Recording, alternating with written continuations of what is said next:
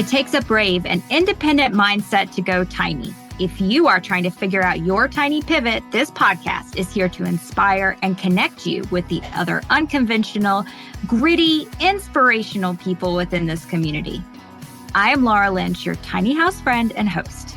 On this show, we are always going to come back to money because as a financial planner, this is the question I hear the most. How do I make this work for me financially? Well, that's my jam, so jump in, let's go. New episodes drop every Thursday. Hey, welcome back to Less House More Moola podcast in 2025. I mean, for real, can you even go back in your mind and imagine a world in which you would say 2025? It seems kind of crazy. But here we are. And so I'm continuing a little bit of a break. I am taking some time off from the digital world.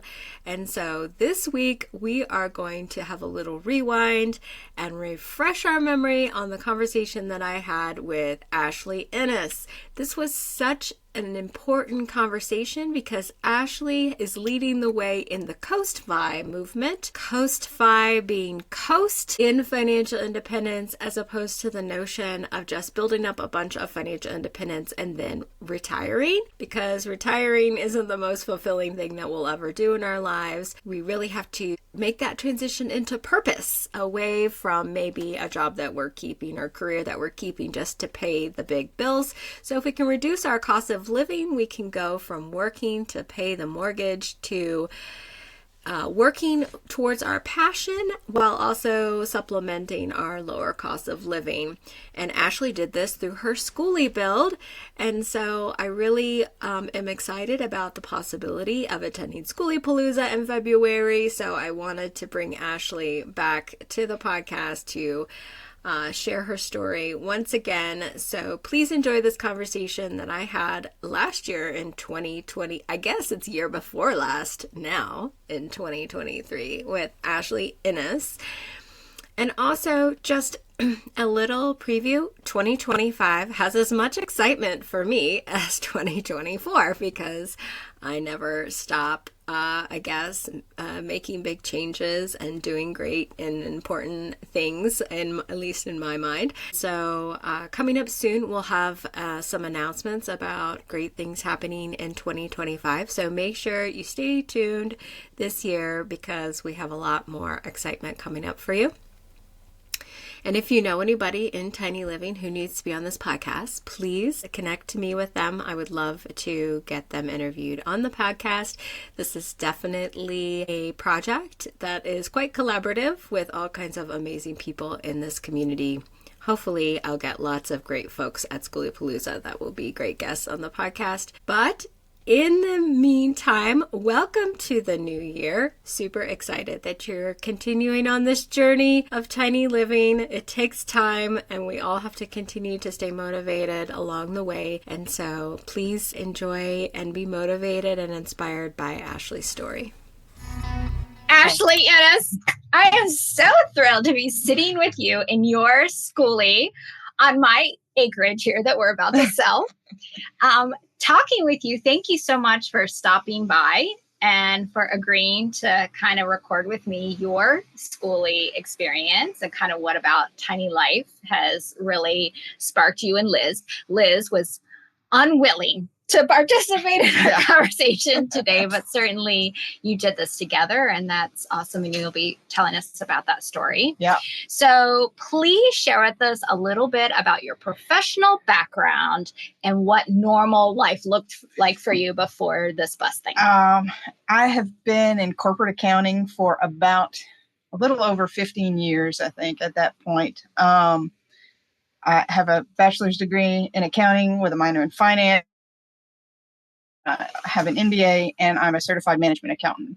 And even though I didn't want to go into income tax, I found myself in indirect tax for a good portion of my career. I was a financial analyst. I've had controller roles, but really kind of fell into this indirect tax space and spent a lot of my career there. Yeah.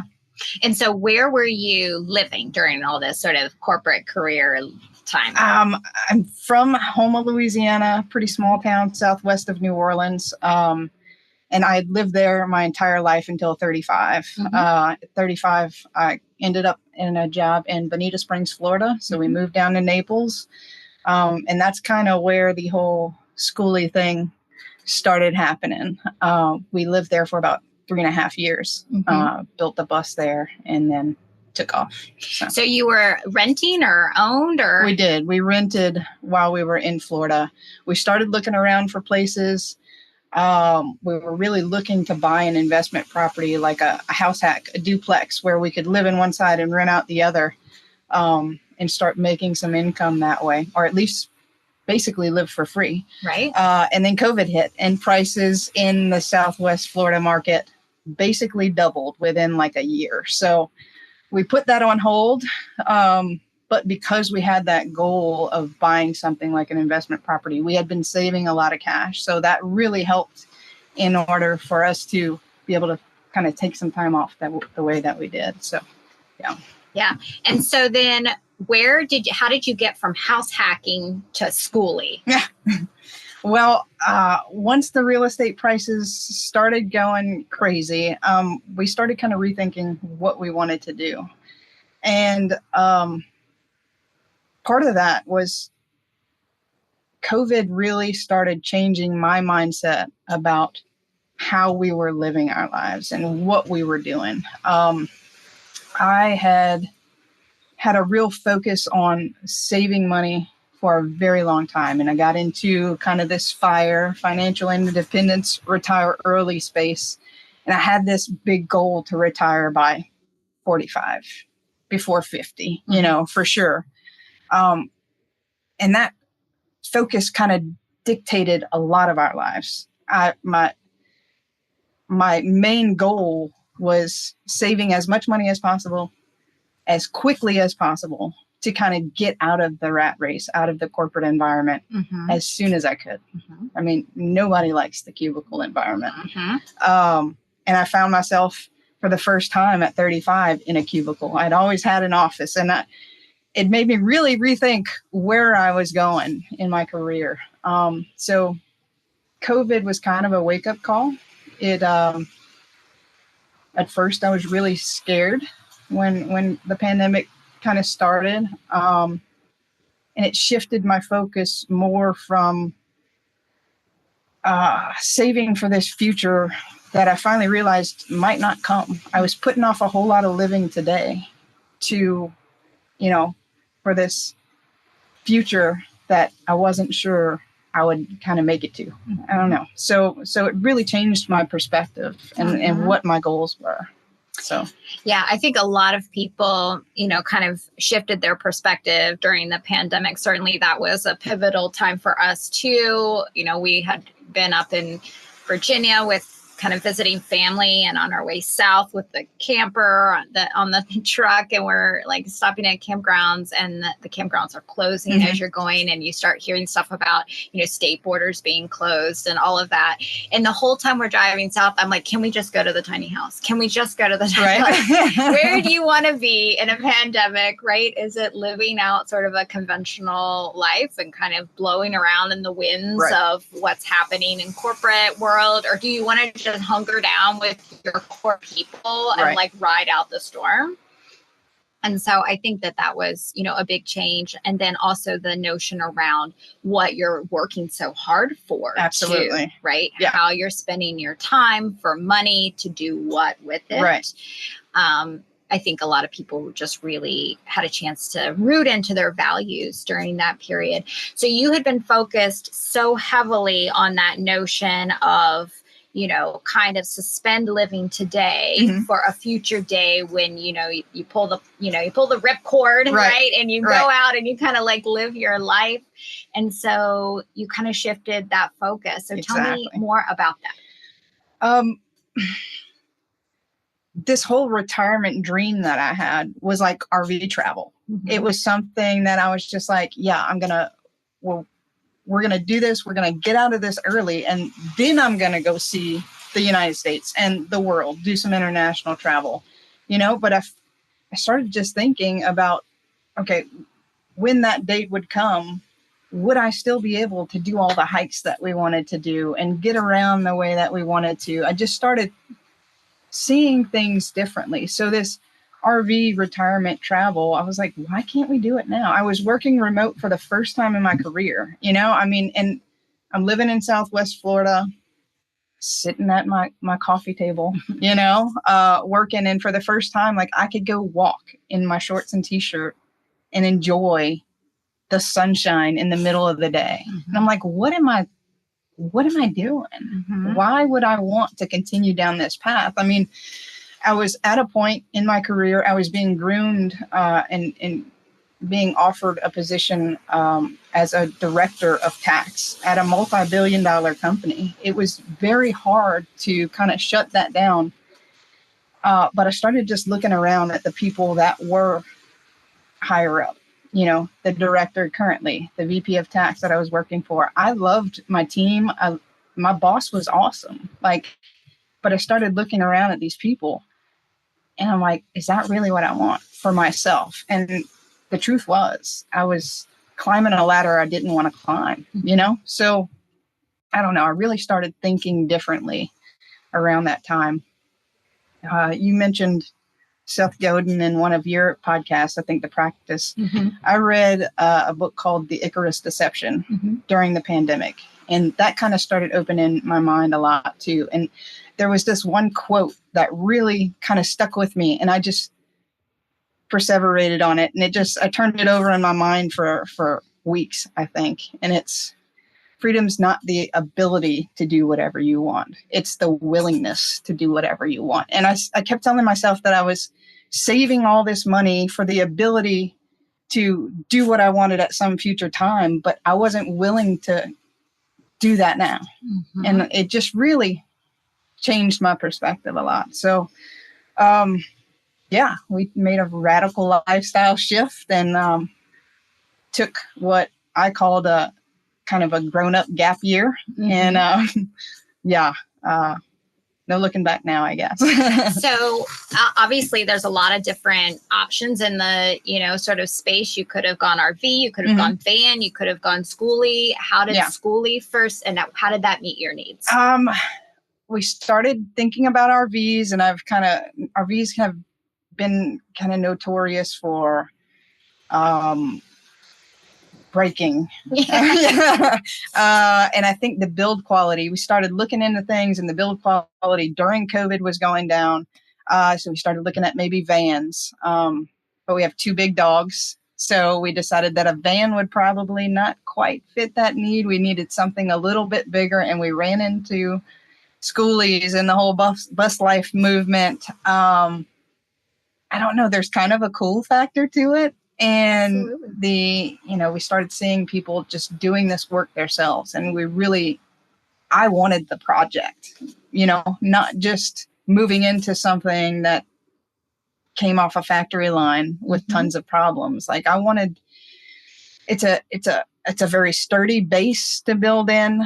And just the project aspect, being able to make what we wanted. And, in October of 2020, when we bought the bus, there wasn't much else to do. So it was a great time to spend nights and weekends just working on something for ourselves. So, yeah. And having just toured your bus, it is so nice, right? And just so beautiful and well put together. Thank you. And I'm sure that you feel like I feel about my tiny house, that it was just the best creation I've ever made. Yeah, absolutely. Yeah. And so it's like my baby or something, I'm just like, I hand painted, every little thing with these tiny, really small, little brushes. Yep. And so you just feel so attached because it's your first house project. Absolutely. Yeah, that's amazing. Yeah. So what were some of the most memorable parts of your build process? There were obviously ups and downs. Absolutely. It's hard to kind of pinpoint a certain project. I think overall, I don't know, every every aspect required some kind of different knowledge or different skill.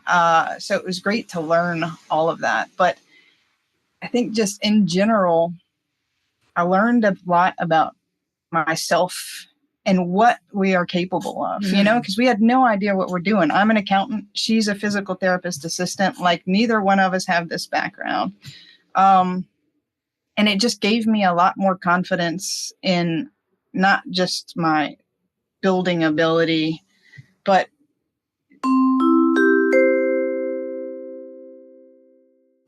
on Less House More Moola, we hear so many stories of people living unconventional lives.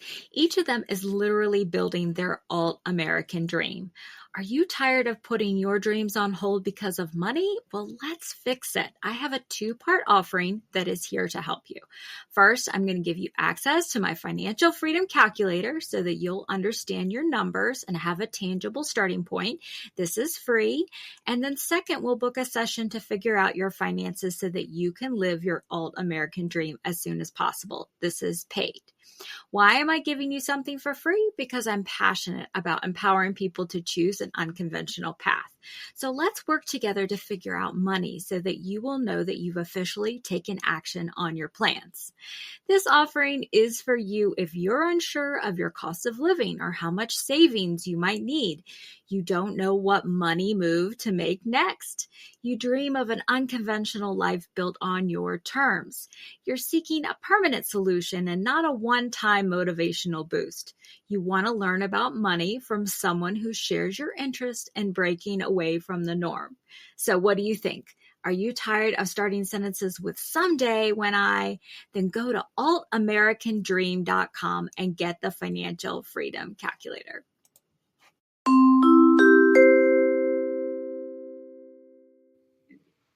Just the confidence to take on projects that I'm not sure that I can, that I'm not sure that I'm capable of. And I've always been one I want to do the right thing. I want to have the right answer. I want to, I've kind of just do what's expected, go above and beyond. And I'm not sure that, I don't know. When I started this, I wasn't sure that we were going to make it through, honestly. But I learned a lot about myself and what I'm capable of. And it's kind of given me the confidence to try different things, So I don't know. That's what really sticks out. There's not one project.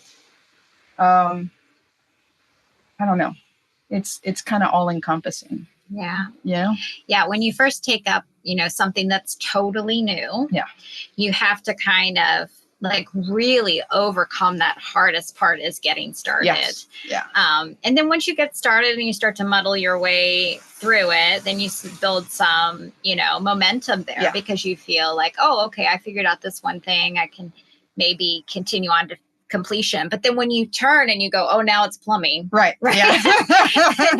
Then you're like, oh gosh, like another whole thing that you have to get that momentum for again. So for sure. So it's interesting because you've got so many different things packaged together in, what is a relatively small project, but it's so many different domains that you've got to remotivate yourself every single time. Absolutely. And okay, there is one thing that I will say as a general guideline. If you think it's going to take 3 hours, all right, it's probably going to take 10 times.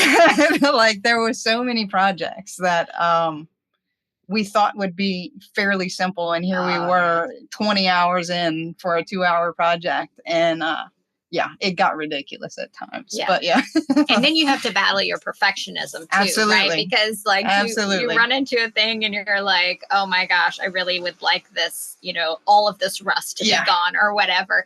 And so then you can like really get into the weeds, and something that I've kind of started saying around my house that sometimes is helpful is sometimes done is better than perfect. Absolutely. Yeah. And so when you like kind of like draw the line and say, this is good enough. Right. Yeah. Thankfully, my wife does not have the perfection gene. Like, I am very much a perfectionist, and she has to kind of talk me back sometimes. Like, it's good enough. Yes. We're not doing this again, you know? So, yeah. I love that. Yeah, that's a very important lesson that, I have definitely learned is that battle with perfectionism and, learning when to kind of like be like, this is going to be good enough for what we need. Yeah. So you took a year off from your normal working life and changed your perspective on what was important to you. So how do you feel like specifically tiny living, so really downsizing and condensing your life into 180 square feet, how has that really helped you shift away from the focus around, sort of saving and into a more maximized life perspective? Well, going tiny it really helped us see what was really important, and how much we can do without. I mean, after living in such a small space, and for a lot of our journey, we were without electrical hookups, water hookups, sewage. We really had to conserve. So we dealt with the limited resources that we had. So, and I think when house or some major kind of event like that, I mean, we're living pretty good in this small space, and we don't need much more or we don't need anything more than what we have now. But it just, I don't know. If losing your house is like your worst fear, it could be worse. We've done so well with so little for so long, I just think it changes your perspective. And actually living in a bus down by the river is not so bad. It's kind of shifted in our narrative. Van down by the river was like the worst case. And now everybody's trying to live in a van down by the river. Exactly. Yeah. That's the goal now. Yeah, that's so interesting because you're so right. I think that the air around us tells us that we have to just have so much stuff always coming into our lives, and you can't be happy without, the new, whatever the gadget is, or the, the new furniture set or whatever. And the reality is that what really does make you happy. For some people, maybe it is a well-appointed, 30,000 square foot home on, on the beach or whatever. Maybe that truly does make but for most of us, it's about experiences with people that we care about. And so how do you create more of those in your life? Well, you can't have everything, right? You can't have, the corporate ladder climb that's going to get you to the 30,000 square feet, house on the beach, and have a lot of time. So how do you pull what levers based on what's most important? Exactly. Yeah. So you've been doing this thing for a little while. Yeah. And so far, you're just really enjoying the travel and the freedom and the remote work and trying to create that balance in your life. Yeah. And do you feel like that you've checked a lot of those boxes that you were wanting to check someday when got to financial independence, retire early? Yes. Yeah. I think there's less of a focus on the retirement now. I'm just we're enjoying it. We're enjoying the journey. It really has shifted perspectives and what's important to us. We've checked a lot of boxes, but we're not done yet, for sure. There's still a lot left to do. So we haven't seen most of the east side of the United States. We're hoping to do some of that and get back out west too, because we left it there. So ticked a lot of boxes, but that's so good. There are so many people who will never get the opportunity or never have the will, as you pointed out earlier, to do the things that they say they want to do. We talk to people all the time who are like, they're watching on YouTube the life that they want to live, but they won't take that first step. Yeah. And so it is so great, to find community of people who do actually take action on the things that they say are important to them. It was terrifying. I'm not going to lie to you. I had many sleepless nights. I gave like a 3-month notice at my job, and every second of it was terrifying. But it was a good decision for sure. Yeah. So now that you've had this sort of perspective shift, how do you balance your short-term maximize my life with the long-term? Because obviously you're like me, we have, finance minds. We are thinking about our financial security for the long term. So how do you find that you balance that? I don't think I do it very well. I think I'm still trying to figure that out. my wife, fortunately, she's not a worrier. She's, she kind of helps me scale back and see things from a different perspective, because a lot of times I get that monetary focus and, but I forgot where I was going with that. Balancing the short and the long term. You're right. I think I'm still trying to figure that out, because I had such this focus for so long on only the long term. Mm-hmm. I almost had to stop tracking expenses the way that I used to. I had to stop just to allow myself, I could talk myself out of any purchase, just to allow myself to do what we wanted in this bus and spend the money that we did to get this thing going. I had to turn that part of my brain off and just kind of stop tracking so much. So I'm still trying to find that balance. Thankfully, we started early, saving early and often. So we put ourselves on a good financial track, and we had a nice nest egg prior to starting this process. So knowing that that's there and it's still sitting there and it will continue to grow over the long term, that's like my saving grace. But we're still trying to figure out that balance between saving for the future and enjoying life now. So it's still a struggle. I think it is very much a struggle. It is a struggle for me, and it is a struggle for even some of the clients that I talk to, because we have these shoulds that are talking to us all the time, right? There's a big chunk of the population that's not focused at all in the long term, and they're very much living, in the now, and they don't have financial security for themselves. And then plumbing, when you start to learn how to create financial security for yourself, then you get really confident in it. And so then you hear the shoulds of, oh, I must max out my 401k, and oh, I must be maxing out my Roth, and oh, I must be saving as much as possible, because it's another muscle that you're developing. Exactly. And so you feel those really strong pressures to do the most possible. And so then how do you sort of create that balance of being fully human in the now, and also combat the fear of somehow slamming yourself into the other category? That has been, that's been a huge struggle for me. And like I said, I had to kind of shift like a complete different focus to allow myself to get out of that long-term,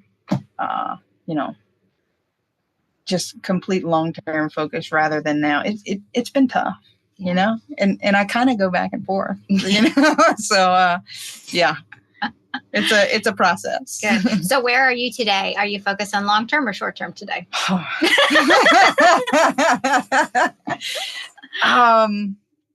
It has been more of a short-term focus, especially trying to build something on my own.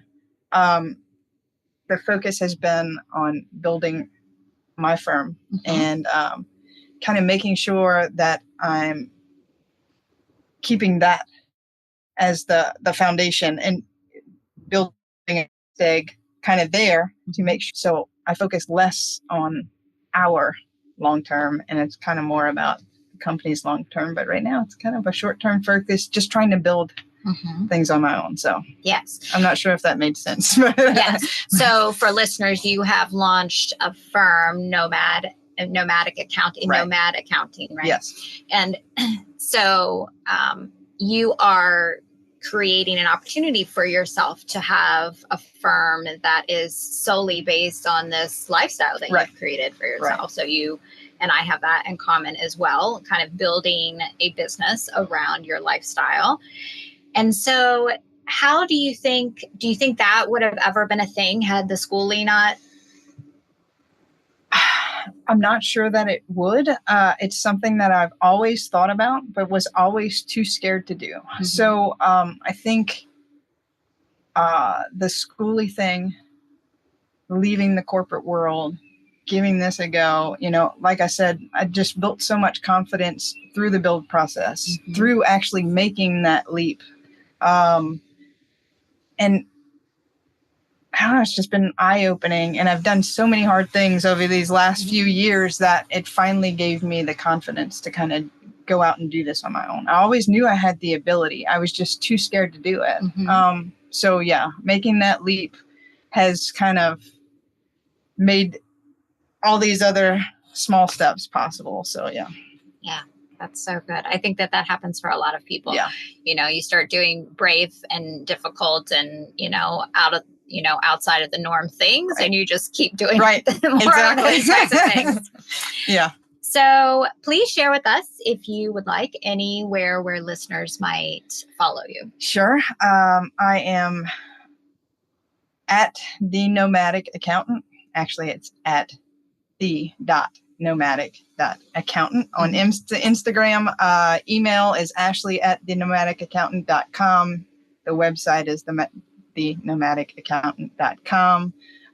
And if you just want bus life stuff, we are at Big Leap Bus on Instagram. That's our kind of personal, my wife and I. You can see some of the build process there. I think that's it.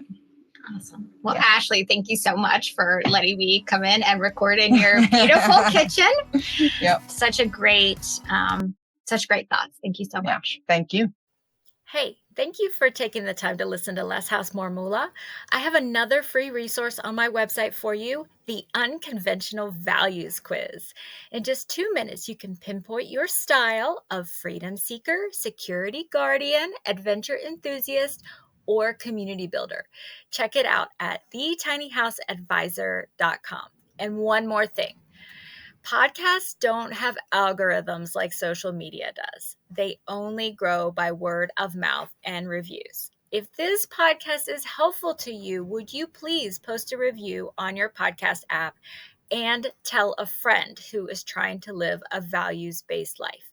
It would totally make my day. Please see the show notes for important disclosure regarding the Tiny House Advisor LLC and this episode.